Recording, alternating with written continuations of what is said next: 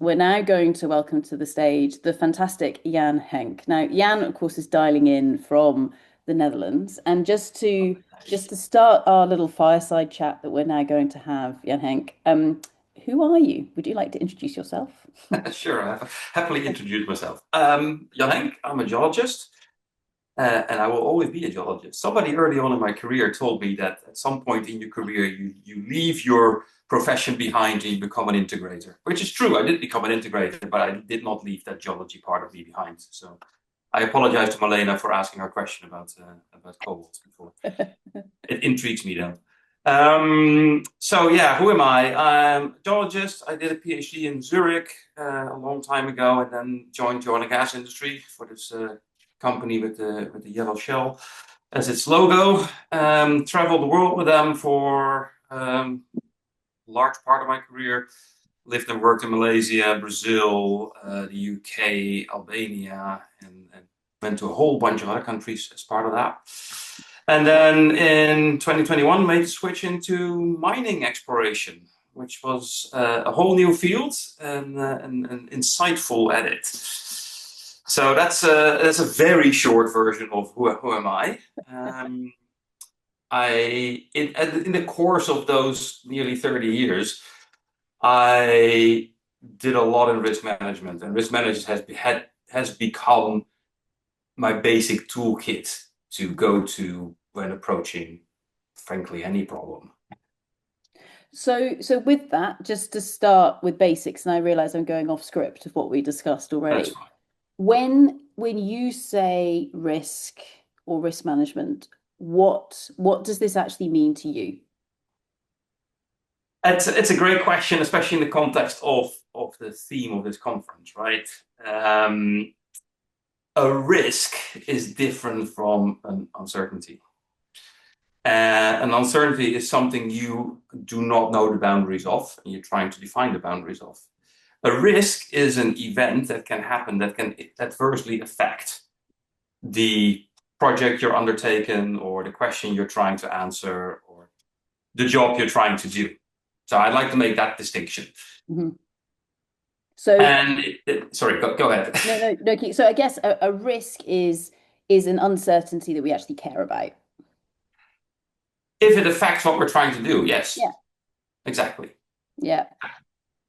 On you go. Back to you. I will stop interrupting. No, so I was actually going to reflect back on something that Priscilla said on uncertainty and certainty, and I wholeheartedly agreed with her statement there.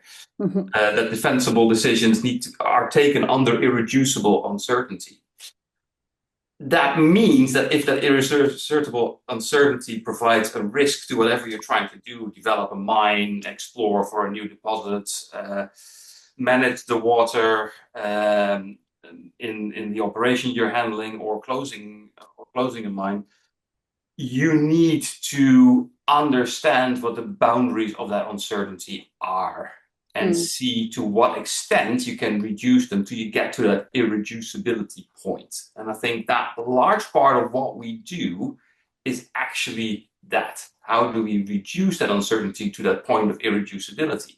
That doesn't mean that we have certainty at that point in time. And that's where I completely agree with what Priscilla was saying. Is that you don't have certainty. There's still a lot of stuff you don't know. And risk management is then handling how you're going to respond to the eventualities that exist within that irreducible uncertainty space. And is risk management just a reactive thing then? Are you responding to No. something, or actually is it a bit more proactive? I think it should always be proactive, and I think this comes to one of the big things I think I'm trying to do, which is scenario planning, right?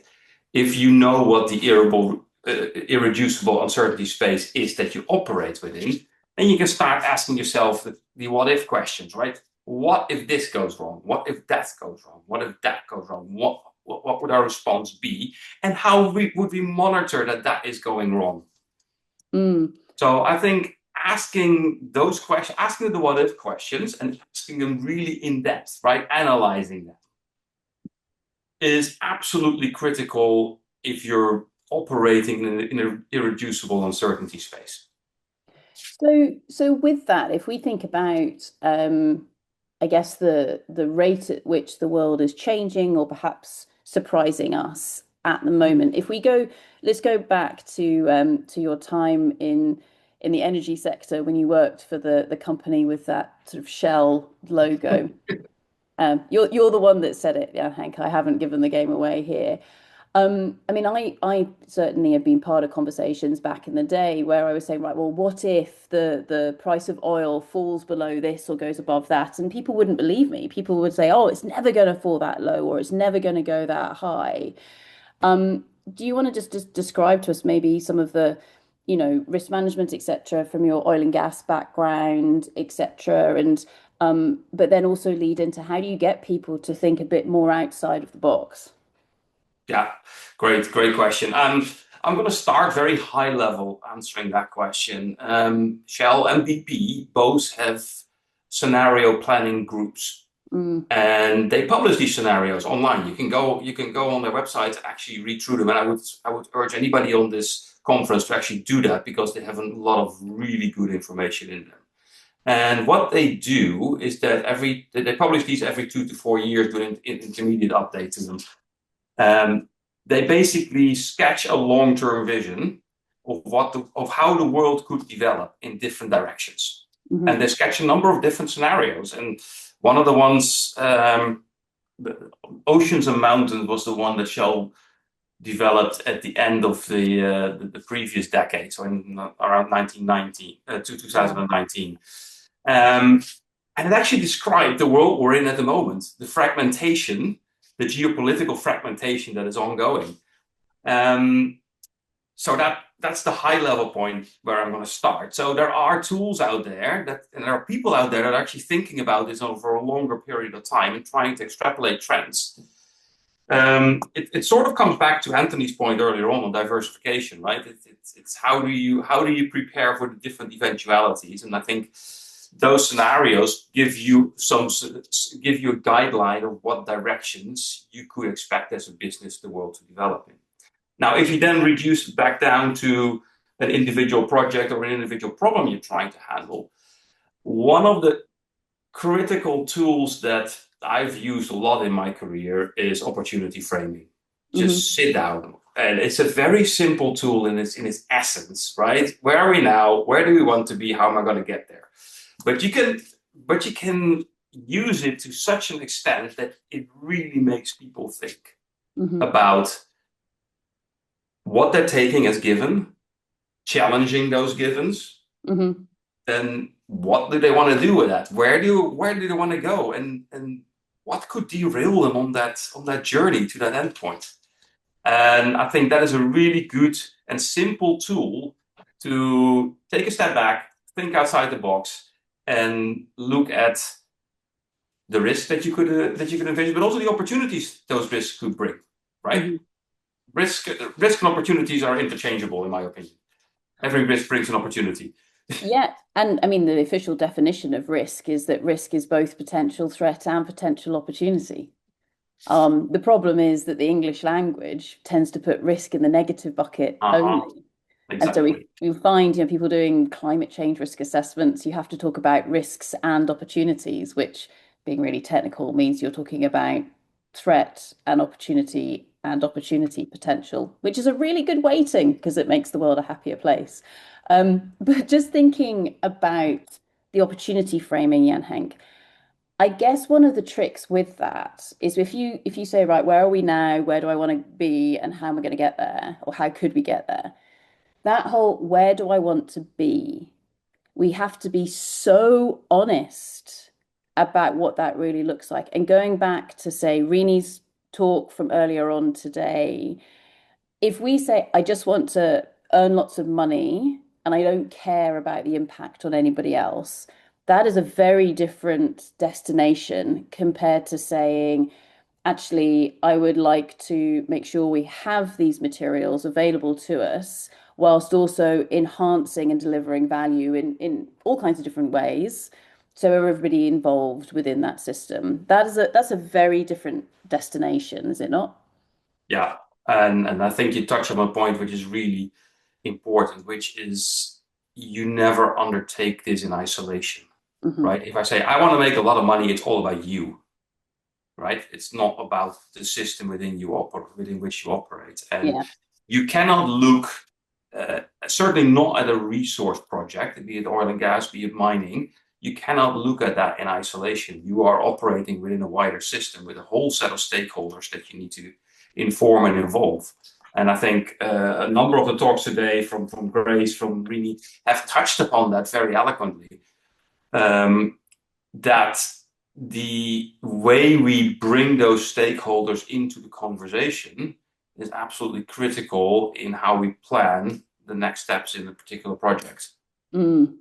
And I think that's one of the things I realized when I made the switch from oil and gas to mining. Mining is a lot more attuned to the the local regional community stakeholders, because mining almost always takes place on land, right? And they have to deal with the people within whose communities they're operating. Um, Oil and gas can be really arrogant about that. You said it. I've said it. Really arrogant about it. Oil and gas, on the other hand, is a lot better at advocating at government or supra-government level, right? Which is something that mining needs to start doing, because if we want to, reliably and responsibly provide the world with the resources that we need to continue evolving as a species, and I'm making this very broad now, we do need to make sure that we have buy-in from the person whose farm we're impacting, all the way up to the people in the city that are actually consuming the goods that we're producing.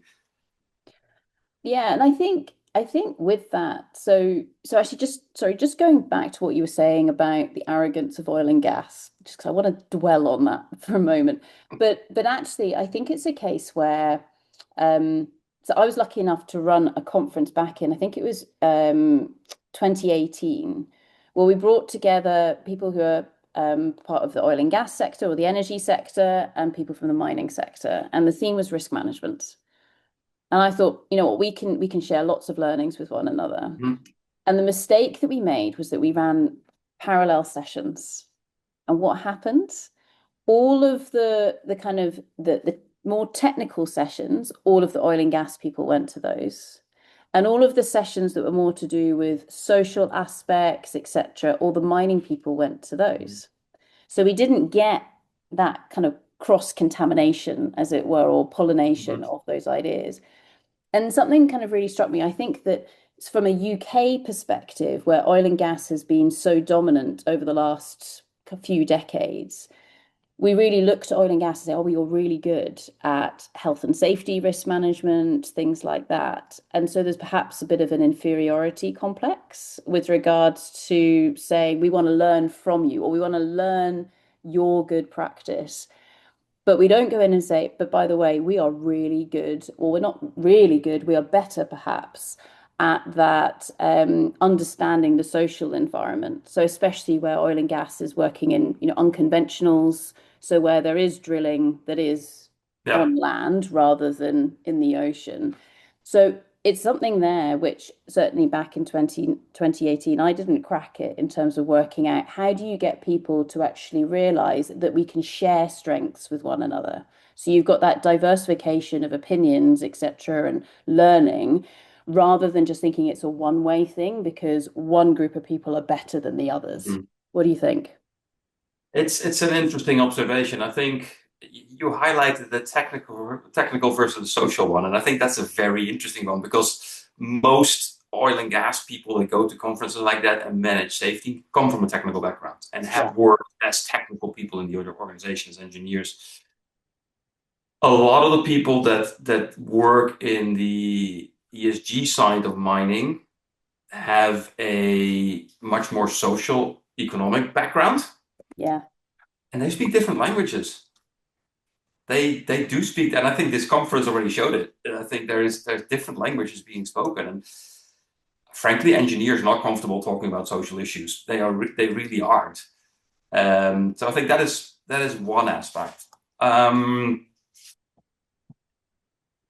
wanted to make another point that linked to this, and now it's escaped my mind. And it had to do with how mining approached. Sorry, it slipped my mind. It's okay. It's It will okay. come back.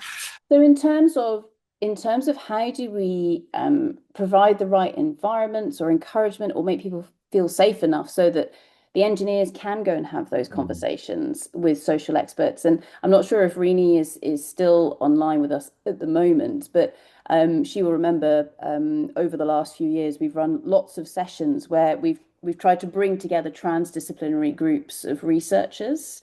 And Rini, I don't know if you want to comment on this, but it's been absolutely fascinating in the room where you've got some of the world's best engineers, and yet sometimes they don't feel they feel quite scared sometimes to share their opinions because they don't want to offend someone, or they know that there's a language there that then they're not quite tapping into. But I think, and then in another case, it might be the social scientists, etc., who maybe don't want to come into the conversation. And so it's really interesting trying to create that environment where people feel comfortable enough to share their perspectives. I don't know, Rini, if you want to say anything to that.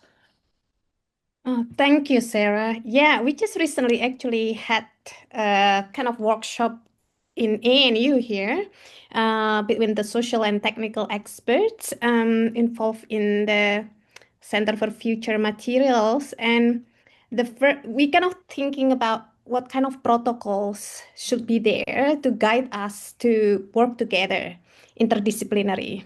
Mhm. Um, and the first step was actually to check whether because sometimes we talk about one word, kind of like one vocabulary that we thought it's the same meaning between engineer and anthropologist, for example, but it's not, right? Sometimes it's totally different.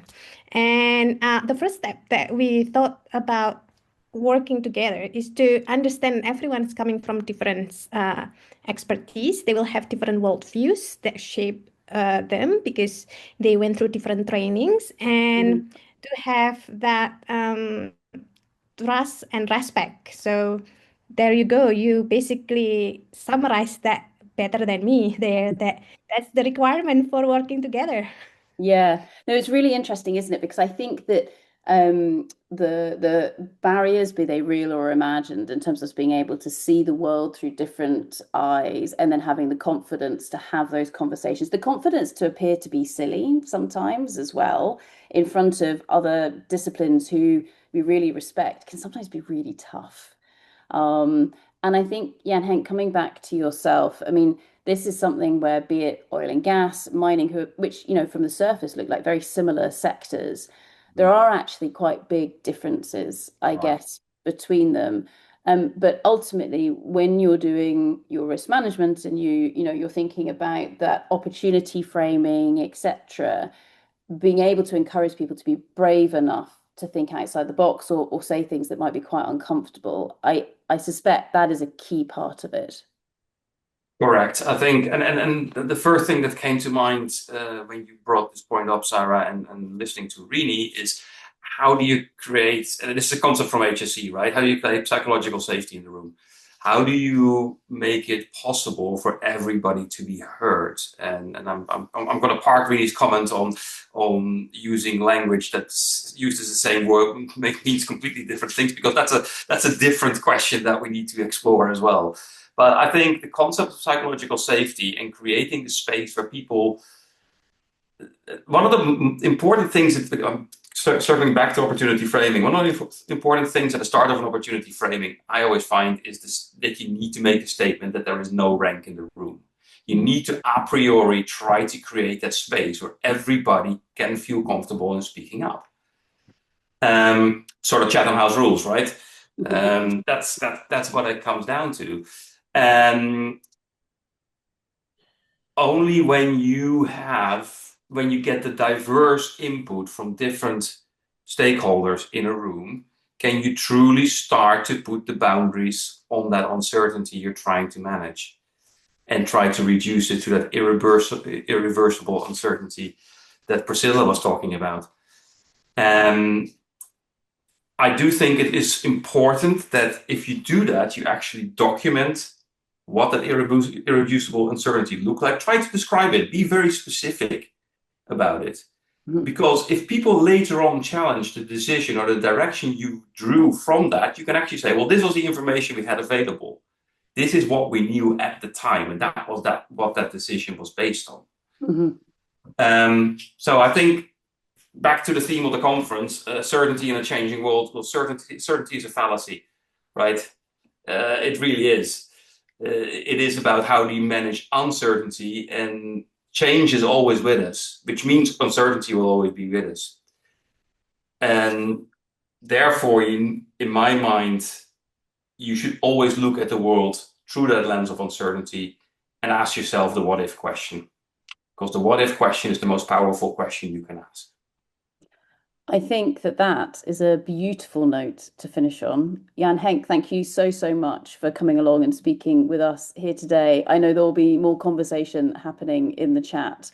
Everyone, please put your hands together for the fantastic Jan-Henk. Thank you very much.